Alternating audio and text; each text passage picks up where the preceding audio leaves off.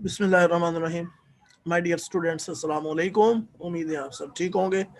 आज हम डिस्कस करने जा रहे हैं फॉर्मल ऑपरेशनल स्टेज को। जीन पियाजे ने कॉग्निटिव डेवलपमेंट थ्योरी के नाम से जो अपना एक कॉग्निटिव डेवलपमेंट का एक ब्रॉड कॉन्सेप्ट दिया था, जिसमें उसने एक 4 स्टेज मॉडल जो है वो कॉग्निटिव डेवलपमेंट का वो प्रेजेंट किया था। उसमें उसने कहा कि जो बच्चा है वो बचपन से लेके यानी बर्थ से लेके जैसे जैसे उसकी एज बढ़ती जाती है, उसकी जो थिंकिंग का पैटर्न है वो इंक्रीज होता जाता है। उसकी जो थिंकिंग है, जो सोचने की सलाहियत है, जो लॉजिक से है, जो लॉजिकल थिंकिंग है, वो बढ़ती जाती है।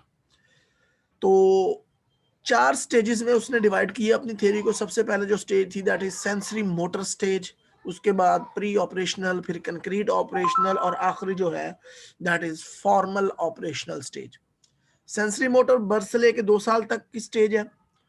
प्री ऑपरेशनल जो है वो 2 से 7 साल, कंक्रीट ऑपरेशनल 7 से 11 साल, और फॉर्मल ऑपरेशनल जो है ये फाइनल स्टेज है।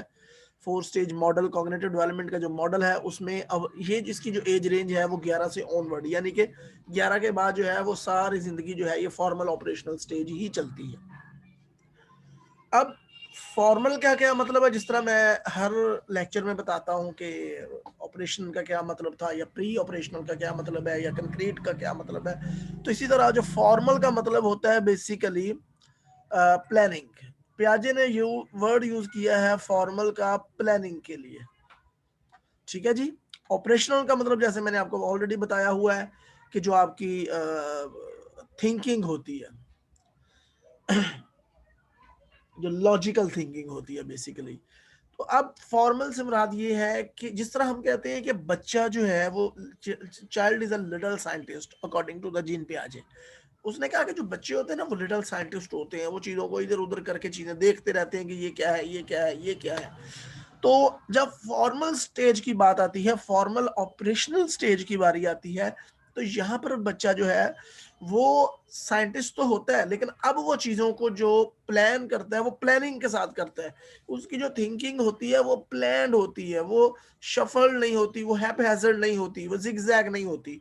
उसकी थिंकिंग जो अब वो सही साइड जो साइंटिस्ट है उसकी तरह सोचता है कि ये चीज़ अगर ऐसे है तो ऐसे क्यों है, अगर ऐसे है तो ऐसे क्यों है।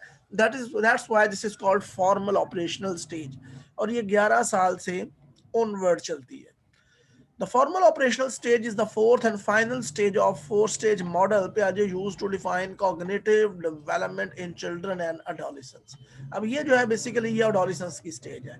जो हमने पहली स्टेजेस की बात की थी, ठीक है, जैसे सेंसरी मोटर जो है वो अर्ली चाइल्डहुड की थी, उसके बाद प्री ऑपरेशनल स्टेज आ गई, वो मिडल और लेट चाइल्डहुड की, अर्ली सॉरी मिडल चाइल्डहुड की थी। उसके बाद जो है वो कंक्रीट ऑपरेशनल स्टेज आ जाती है, वो लेट चाइल्डहुड की। और अब जो फॉर्मल ऑपरेशनल स्टेज की हम बात कर रहे हैं, ये जो स्टेज होती है इसमें अडोलिसेंस होते हैं, यानी अडोलिसेंस एज के जो बच्चे हैं वो या लोग हैं वो होते हैं। अब इससे आगे चलते हैं, इसकी खसूसियात क्या है, क्या क्या बच्चे की थिंकिंग में क्या क्या बदलाव आता है इसमें। सबसे पहले तो उसकी एब्स्ट्रैक्ट थिंकिंग जो है वो डेवलप हो जाती है। उसके बाद डिडक्टिव रीजनिंग या डिडक्टिव थिंकिंग या डिडक्टिव लॉजिक जो हम इसको कह सकते हैं, ये एबिलिटी डेवलप हो जाती है। उसके बाद इसकी हाइपोथेटिकल थिंकिंग होती है, और एंड पर इसकी जो अडोलिसेंट ईगोसेंट्रिज्म का जो कॉन्सेप्ट है वो भी इसी स्टेज से रेलिवेंट है। तो इसको वन बाय वन डिस्कस करते हैं, तमाम जो टर्म्स अभी हमने पढ़ी हैं। सबसे पहले आ जाते हैं एब्स्ट्रैक्ट थिंकिंग। एब्स्ट्रैक्ट थिंकिंग, जैसे मैंने आपको कंक्रीट ऑपरेशनल स्टेज में बताया था कि 2 तरह की थिंकिंग होती है, एक होती है कंक्रीट थिंकिंग, एक होती है एब्स्ट्रैक्ट थिंकिंग। कंक्रीट थिंकिंग कौन सी होती है कि वो चीजें, उन चीजों के बारे में सोचना जो आपको सामने नजर आ रही हैं, जो विजिबल है, ना कि उन चीजों के बारे में जो विजिबल नहीं है। लेकिन जब हम बात करते हैं एब्स्ट्रैक्ट थिंकिंग की, अब कंक्रीट ऑपरेशनल स्टेज में, जो कि स्टेज से पहले की स्टेज है, जो 7 से 11 साल तक की स्टेज है, उसमें बच्चे के अंदर जो है वो एब्स्ट्रैक्ट थिंकिंग नहीं होती। ठीक है, वो जस्ट उन चीजों के बारे में सोचता है जो उसके सामने पड़ी हुई होती है। लेकिन जब यहाँ पर हम बात करते हैं फॉर्मल ऑपरेशनल स्टेज की, तो इसमें एब्स्ट्रैक्ट थिंकिंग जो है वो डेवलप हो चुकी होती है। बच्चा इमेजिनेशन के जरिए भी जो है वो चीजों के बारे में सोचना शुरू कर देता है, एक मेंटल मैप बना लेता है चीजों के बारे में। सिर्फ उन्हीं चीजों के बारे में नहीं सोचता जो कि उसके सामने मौजूद है, बल्कि उन चीजों के बारे में भी सोचता है, उन कॉन्सेप्ट्स के बारे में भी सोचता है जो नजर नहीं आते। ठीक है, लाइक वो फरिश्तों के बारे में सोचता है कि अच्छा फरिश्ते होते हैं, तो उसका एक कॉन्सेप्ट माइंड में इमेज बना लेता है, इमेजिन कर लेता है। या वो खुशी, गमी, डिप्रेशन, एंजाइटी, ये वो चीजें हैं जो नजर नहीं आती। Like we can feel it but not see, कि वो हम इनको फील तो कर सकते हैं लेकिन ये हमें चीजें नजर नहीं आती।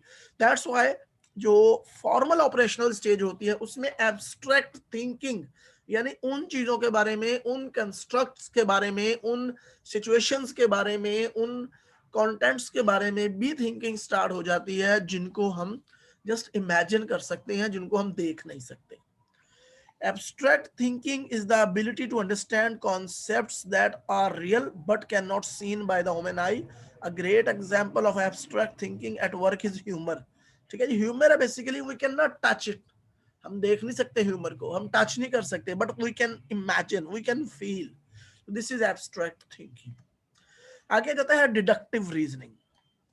डिडक्टिव रीजनिंग, इसको हम डिडक्टिव लॉजिक भी कह सकते हैं, डिडक्टिव थिंकिंग भी कह सकते हैं। फॉर्मल ऑपरेशनल स्टेज में बच्चे के अंदर डिडक्टिव रीजनिंग जो है ये भी डेवलप हो जाती है। अब डिडक्टिव रीजनिंग क्या होता है? दो तरह के कॉन्सेप्ट हैं, एक होता है डिडक्टिव रीजनिंग और एक होता है इंडक्टिव रीजनिंग। अच्छा जी, डिडक्टिव रीजनिंग क्या होता है? डिडक्टिव रीजनिंग जो होता है वो एक, सबसे पहले मैं आपको बताता हूँ इंडक्टिव रीजनिंग क्या होता है। हम एक स्पेसिफिक चीज को देख के एक ब्रॉड जनरलाइज कंक्लूजन निकाल लेते हैं उससे। मसलन फॉर एग्जांपल मैं कहता हूँ कि मैं लाहौर जाता हूँ, तो मैं लाहौर में एक दो लोगों से मिलता हूँ और वो मुझे जो है, मुझे लगता है ये बहुत क्लेवर लोग हैं, ये चीट करते हैं लोगों को। मैं इन रियल में नहीं कह रहा, I am just putting an example, कि मैं कहता हूँ कि ये लोगों को, जिस तरह मशहूर है ना कि जी लाहौर जाए तो वो हमेशा किसी से रास्ता पूछे तो वो गलत रास्ता ही बताते हैं, बल्कि फ्रैंकली स्पीकिंग एक दफा तो मेरे अपने साथ भी ऐसा हो चुका है। तो बहरहाल, लेकिन हमें फिर भी लाहौरियों से कोई गिला नहीं है। बहरहाल, हम बात कर रहे थे इंडक्टिव एंड डिडक्टिव रीजनिंग की। तो इंडक्टिव रीजनिंग में क्या होता है कि एक स्पेसिफिक जो है वो एक कंटेंट होता है और हम उसको जनरलाइज कर देते हैं। जिस तरह मैं कहता हूँ लाहौर में मुझे एक शख्स मिला, मुझे लगा यार ये बहुत स्मार्ट है, तो मैं आगे कहता हूँ जनाब लाहौर के लोग तो बहुत स्मार्ट होते हैं। यानी मेरा वास्ता एक बंदे से पड़ा है और मैंने इसको जो है वो जनरल कंक्लूजन जो है मैंने इसके साथ निकाल लिया है कि जी तमाम लाहौरिये जो है वो बड़े शार्प होते हैं। अब दूसरी तरफ आ जाते हैं, इसके बिल्कुल उल्ट जो होता है वो डिडक्टिव रीजनिंग होता है। यहाँ पर हमने एक स्पेसिफिक केस लेके उसको जनरलाइज कर दिया, उससे जनरल कंक्लूजन निकाल लिया। अब यहाँ पर क्या होगा? यहाँ पर जनरल कंक्लूजन होगा, ठीक है जी, लेकिन उसको लेकर जो एक स्पेसिफिक जो है वो हम कंक्लूजन निकाल लेंगे, एक कंक्लूजन निकाल लेंगे जनरल जो कॉन्सेप्ट है उससे। मसलन जिस तरह ये एग्जांपल दी हुई है, ऑल प्रेसिडेंट्स आर स्मार्ट। अब ये जनरल है कि जो सारे प्रेसिडेंट होते हैं वो तो स्मार्ट होते हैं। अब ये बच्चा सोच रहा है कि आई am smart, so therefore I am a president. अब उसने एक सिंगल कंक्लूजन निकाल लिया, क्योंकि जनरलाइज कंक्लूजन था ना कि सारे प्रेसिडेंट स्मार्ट होते हैं, उसने कहा मैं भी स्मार्ट हूं, that's why I am a president. इसी तरह एक ने जो डॉग की मिसाल दी हुई है, ऑल कैट्स हैव 4 लेग्स। अब ये जनरल कंक्लूजन है, ऑल, ठीक हो गया। जहां भी ऑल का वर्ड आए या इस तरह के जो वर्ड आए, it means it's a general conclusion. I have 4 legs, अब वो सोच रहा है कि I have 4 legs, that's why therefore I am a cat. वो सोच रहा है क्योंकि मेरी भी 4 टांगे, दैट्स व्हाई मैं भी एक बिल्ली हूं।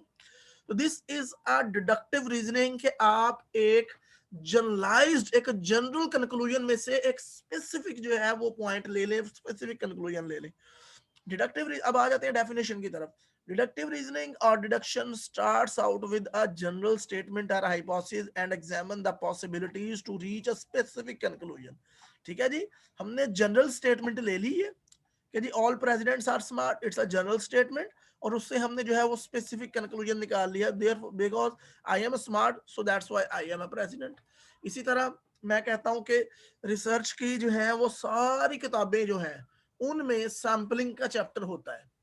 आपने जितनी भी साइकोलॉजी की रिसर्च की किताबें पढ़ी होंगी उनमें तमाम जो किताबें हैं उनमें सैम्पलिंग का जो है वो चैप्टर होता है, तो इट मींस कि मेरे हाथ में ये जो किताब पकड़ी हुई है, ये रिसर्च की है, तो इसका मतलब ये है कि इसमें भी सैम्पलिंग का चैप्टर है।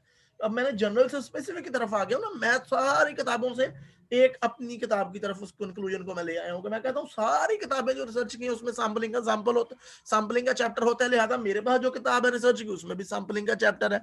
This is called deductive reasoning, deductive logic और डिडक्टिव थिंकिंग।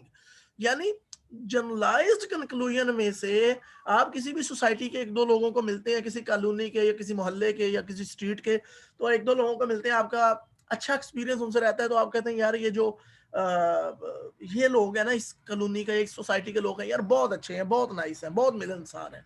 तो वो बेसिकली आपने डिडक्टिव रीजनिंग की by, because you experience, you observe only, you meet only one or two people from that particular place and you draw a conclusion, you use deductive reasoning that all the people in live in this society are very helpful and so on. तो इस तरह करके आप एक general जो है वो concept से एक स्पेसिफिक कंक्लूजन निकाल लेते हैं। और वो बच्चे जो 7 से ऑनवर्ड 11 साल से ऑनवर्ड होते हैं, जो प्री ऑपरेशनल स्टेज में फॉल कर रहे होते हैं, उनके अंदर डिडक्टिव रीजनिंग का जो कॉन्सेप्ट है वो जो है वो डेवलप हो चुका होता है। आगे चलते हैं हाइपोथेटिकल थिंकिंग। अब हाइपोथेटिकल थिंकिंग क्या होता है? Making the hypothesis. ठीक है जी। आप साइकोलॉजी के स्टूडेंट हैं, आपको पता होगा कि हाइपोथेसिस क्या होता है। हाइपोथेसिस होता है जो हम मफरूजा कायम करते हैं, जो हम एक टेंटेटिव मफरूजा बनाते हैं, आर्जी मफरूजा बनाते हैं। फॉर एग्जांपल, एक बंदा हम देख रहे हैं, हमारा एक दोस्त है, वो यूनिवर्सिटी आता है तो उसका मुंह उतरा हुआ होता है, तो हम कहते हैं यार इसको क्या हुआ होगा। कोई कहता है अच्छा इसको घर से डांट पड़ी होगी वाला साहब से, कोई कहेगा अच्छा इसका फला नुकसान हो गया होगा, कोई कहेगा अच्छा इसने असाइनमेंट नहीं बनाई होगी, कोई कहेगा अच्छा इसके टेस्ट में अच्छे मार्क्स नहीं आए होंगे, कोई कहे कुछ कुछ, कोई कहेगा इसकी गर्लफ्रेंड नाराज हो गई होगी। तो 100 जिस तरह के लोग हैं वो अपने अपने अपने, अब किसी को तो एग्जैक्ट तो नहीं ना पता किसी को कि क्या हुआ है, लेकिन वो क्या है, उनकी हाइपोथेटिकल थिंकिंग है, वो हाइपोथेटिकली सोच रहे हैं, हाइपोथेसिस क्रिएट कर रहे हैं कि पॉसिबल जो उसका कॉज हो सकता है वो उसको ढूंढने की कोशिश कर रहे हैं, और अपना अपना जो है आप उनके अपने माइंड में जो एक हाइपोथेटिकल जो थिंकिंग चल रही है उसके मुताबिक जो है वो अपना जो है वो स्टेटमेंट दे रहे हैं। This is called hypothetical thinking. जब हम हाइपोथेसिस बनाते हैं, that is called hypothetical thinking. Hypothetical thought involve the imagination of possibilities. हम चीजों की possibilities को देखते हैं, causes को देखते हैं कि कौन कौन सी possible cause हो सकती है, and the exploration of their consequences by a process of mental stimulation. ठीक है जी। यानी हम हमारे दिमाग में जब भी कोई मतलब कोई स्टिमुलस आता है, लाइक वही बेसिकली जब मैंने आपको कहा कि मेरा एक दोस्त आ रहा था तो मैंने उसको देखा, उसका मुंह उतरा हुआ था, तो this is a stimulus basically. अब मैं उसको देख के पॉसिबल कॉजेज को निकालने की कोशिश करूंगा, हाइपोथेसिस बनाऊंगा कि बाप से डांट पड़ी होगी, अम्मी से डांट पड़ी होगी, भाई से लड़ाई हुई होगी, गर्लफ्रेंड से लड़ाई हुई होगी, इम्तिहान में अच्छे मार्क्स नहीं आए होंगे, तबीयत खराब होगी। तो ये सारे जो है ये हाइपोथेसिस है, और ये मेरी हाइपोथेटिकल थिंकिंग है। तो इस उम्र के बच्चे 11 से ऑनवर्ड के जो बच्चे होते हैं, जो प्री ऑपरेशनल स्टेज में जो है वो फॉल कर रहे होते हैं, उनके अंदर हाइपोथेटिकल थिंकिंग जो है वो डेवलप हो जाती है। आगे जाता है एडोलेसेंट सेंट्रिज्म। ये ईगोसेंट्रिज्म पहले भी पढ़ चुके हैं। अच्छा, अब एडोलेसेंट ईगोसेंट्रिज्म क्या होता है? बेसिकली एडिलोस अच्छा जी, हम बात कर रहे थे ईगोसेंट्रिज्म की, एडोलेसेंट ईगोसेंट्रिज्म की। एडोलेसेंट ईगोसेंट्रिज्म क्या होता है बेसिकली कि it's a tendency of adolescent कि उनको लग रहा होता है कि they are the focus of attention for everyone. हर कोई उनकी तरफ देख रहा है, उनके बारे में बात कर रहा है, वो कैसे लग रहे हैं, कैसे नहीं लग रहे, लोग उनके बारे में क्या सोच रहे हैं। फॉर एग्जांपल, आप किसी पार्टी में जाते हैं, आप देखते हैं कि लोग आपकी तरफ देख रहे हैं और देख के आप उन्होंने कोई बात की आपस में, तो आप फौरन से आपको ये परेशानी शुरू हो जाती है कि पता नहीं क्या बात हुई है, मेरे बारे में बात कर रहे हैं, क्या बात कर रहे हैं, मेरी कोई चीज, मेरा ड्रेस ठीक नहीं है, मेरा हेयर स्टाइल ठीक नहीं है, मेरे शूज ठीक नहीं है, मेरा दुपट्टा ठीक नहीं है, या मेरी कमीज ठीक नहीं है। तो दिस इज एडोलेसेंट ईगोसेंट्रिज्म। यानी उनको एक परेशानी होती है कि लोग उनके बारे में क्या सोचते हैं। मैंने एक यूट्यूब से एक बहुत जबरदस्त जो एग्जांपल मैं उसको देख रहा था कि एक एग्जांपल मैंने पढ़ी कि सपोज एक बच्चा है, एक एडोलेसेंट है और एक बूढ़ा है, तीनों उल्टा स्वेटर पहन के, लाइक उल्टा स्वेटर पहन के चले जाते हैं बाहर। अब जब बाहर घुसे घूम फिर के आ जाते हैं तो आप उनको कहते हैं, बच्चे को भी आप कहते हैं कि यार आपने उल्टा स्वेटर पहना हुआ है, तो वो कहेगा डैम केयर, उसको कोई परेशानी नहीं, कोई टेंशन नहीं लेगा वो। अब एक बूढ़ा आदमी है, वो, उसको आप कह दें कि जी आपने उल्टा स्वेटर पहन के आप बाहर गए थे, वो भी कोई परेशानी नहीं लेगा, उसको भी कोई फील नहीं होगा। लेकिन जब आप एडोलेसेंट को कहेंगे ना कि जी आप उल्टा स्वेटर पहन के बाहर गए थे, तो वो परेशान हो जाए, ओ लोग मेरे बारे में क्या सोचेंगे, उसको ये परेशानी शुरू हो जाएगी कि मैं बाहर गया था, लोग क्या सोच रहे होंगे मेरे बारे में, क्या फील कर रहे होंगे, ये कैसा है, इसको पता नहीं। लाइक वो एक उसकी ईगो जो है वो सेंट्रिज्म शुरू हो, ईगो सेंट्रिज्म उसके अंदर का जो कॉन्सेप्ट है वो शुरू हो जाता है, एक फीलिंग शुरू हो जाती है कि लोग मेरे बारे में क्या सोचेंगे, क्या कहेंगे, कि मैं कैसा हूँ। तो this is called basically adolescent ego centrism. आपने देखा होगा एडोलेसेंट लेवल के जो लोग होते हैं ना, जो एज के, वो बार बार आईने की तरफ भी आते हैं, अपना ड्रेस देखते हैं, अपना हेयर स्टाइल देखते हैं, अपना फेस देखते हैं कि वो कैसे वो नजर आ रहे हैं, उनका ड्रेस कैसा लग रहा है, उनके बाल ठीक है कि नहीं ठीक है। तो ये टेंडेंसी एडोलेसेंट के अंदर नेचुरली मौजूद होती है। This is called adolescent egocentrism. इसकी डेफिनेशन पे आ जाते हैं। Adolescent egocentrism is teen and older twins believe that other are highly attentive to their behaviors and appearance। यानी लोगों का, लोग जो हैं वो, उन लोगों की नजर होती है, वो समझते हैं कि लोगों की नजर हमारे बिहेवियर और हमारी अपीयरेंस पे है।